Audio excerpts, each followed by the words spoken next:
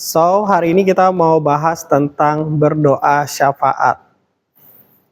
Ada orang yang panggilannya itu adalah menjadi pendoa atau pendoa syafaat.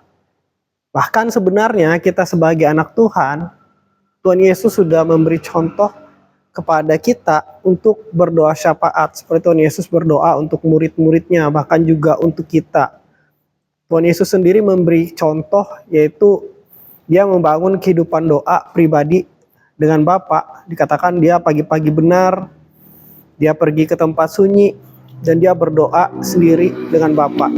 Bahkan kita lihat di kitab Injil, Tuhan Yesus juga berdoa untuk murid-muridnya, bahkan berdoa juga buat kita.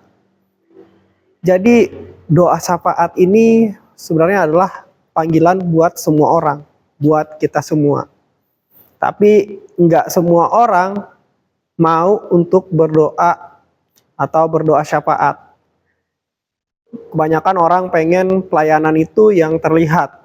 Misalnya jadi worship leader, jadi singer, pemain musik, atau jadi pengkhotbah, di mana di situ mereka bisa dilihat orang atau bisa dikagumi orang. Atau bahasa simpelnya dilihat manusia. Tetapi ketika kamu berdoa, Tuhan bilang, kamu kunci pintu kamarmu, kamu ke tempat yang tersembunyi. Sama seperti Tuhan Yesus pergi ke tempat yang tersembunyi. Ketika Tuhan Yesus berkata, kalau kamu mau berdoa, pergilah ke tempat yang tersembunyi.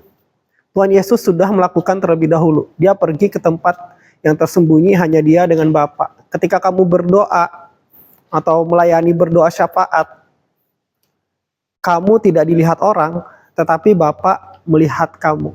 Bapa di sorga melihat kamu. Firman Tuhan, ketika kamu berdoa di tempat yang tersembunyi, Tuhan yang melihat yang tersembunyi itu akan menjawab doamu. Nah, apa sih bedanya kita berdoa biasa dengan kita berdoa syafaat? Kalau kita berdoa biasa, biasanya kita banyak berdoa untuk diri kita sendiri. Betul kan? Kita banyak berdoa untuk diri kita sendiri. Tuhan tolong aku perlu pekerjaan. Tuhan tolong aku menghadapi masalah di pekerjaan, tolong masalah keluargaku Tuhan, tolong masalah keuanganku.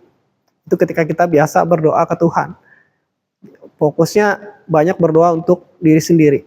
Berbeda dengan berdoa biasa atau doa yang minta-minta. Berdoa itu sebenarnya kita berkomunikasi dengan Tuhan. Kita ngobrol dengan Tuhan, curhat dengan Tuhan, itu juga bisa dikatakan dengan berdoa. Tapi ada juga doa yang namanya permintaan-permintaan. Untuk kepentingan pribadi, untuk masalah pribadi. Tapi ada juga yang namanya doa syafaat. Dan doa syafaat ini kita berdoa buat orang lain. Ketika kamu mendoakan orang lain, itu namanya doa syafaat. Contohnya di Alkitab seperti Abraham, yang dia berdoa nego dengan Tuhan, intercessor, menjadi penengah antara Tuhan dan Lot. Dia berdoa berdiri untuk Lot. Abraham memohon nego dengan Tuhan supaya Lot ini bisa diluputkan ketika Tuhan mau menghancurkan Sodom dan Gomora. Nah, disitulah Abraham berdoa syafaat. Jadi ketika kita berdoa syafaat, kita berdoa untuk orang lain karena kita mengasihi orang tersebut. Kita berdoa bukan untuk kepentingan kita pribadi atau untuk masalah kita pribadi, tapi kita berdoa untuk orang lain. Nah, kenapa kita perlu berdoa syafaat? Ketika kita berdoa syafaat, kita secara tidak langsung mengikis ego kita. Nggak cuma mikir diri kita sendiri, nggak cuma mikir masalah kita sendiri, tetapi kita juga memperhatikan dan peduli dengan orang lain. Nah, hari ini kita sama-sama belajar yuk.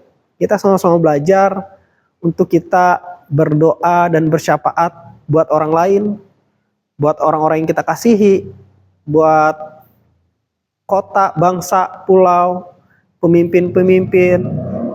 Biarlah kita memiliki hati seperti Abraham, seperti Tuhan Yesus, yang dalam doanya kita juga memikirkan orang lain. Tuhan Yesus memberkati.